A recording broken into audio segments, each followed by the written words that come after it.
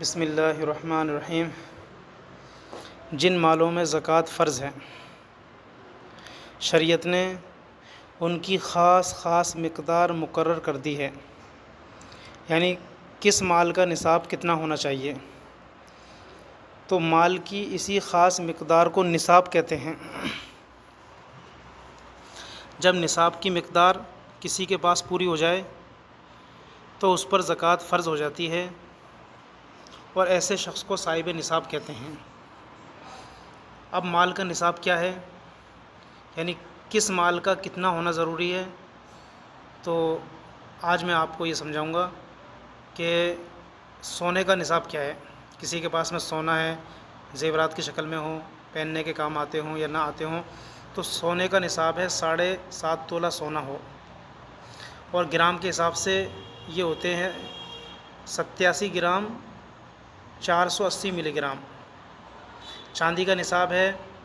52.5 تولہ چاندی، اور گرام کے حساب سے بنتی ہے 612 گرام 360 ملی گرام۔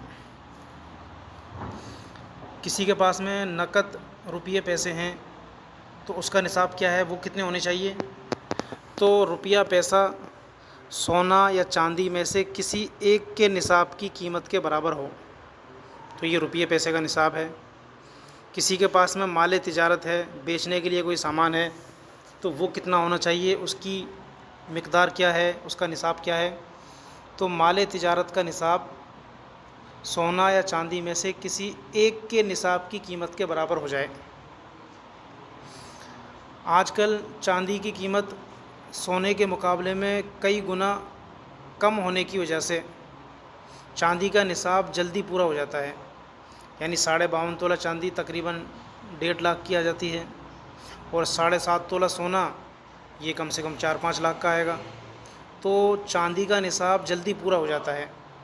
اس لیے کسی کے پاس میں تھوڑے سے نقد روپیے پیسے ہیں، تھوڑا سا مال تجارت ہے، تھوڑی سی چاندی ہے اور تھوڑا سا سونا ہے، تو ان سب کی قیمت لگائی جائے گی، اور ان سب کی قیمت اگر 52.5 تولہ چاندی کے برابر ہو جاتی ہے تو وہ شخص صاحب نصاب کہلاتا ہے اور اس پر زکوٰۃ فرض ہے۔ تو اس لیے مال تجارت اور نقد روپیے پیسے کا نصاب 52.5 تولہ چاندی کے برابر سمجھیں کہ ان کی مالیت اگر 52.5 تولہ چاندی کی قیمت کے برابر ہے تو زکوٰۃ فرض ہے۔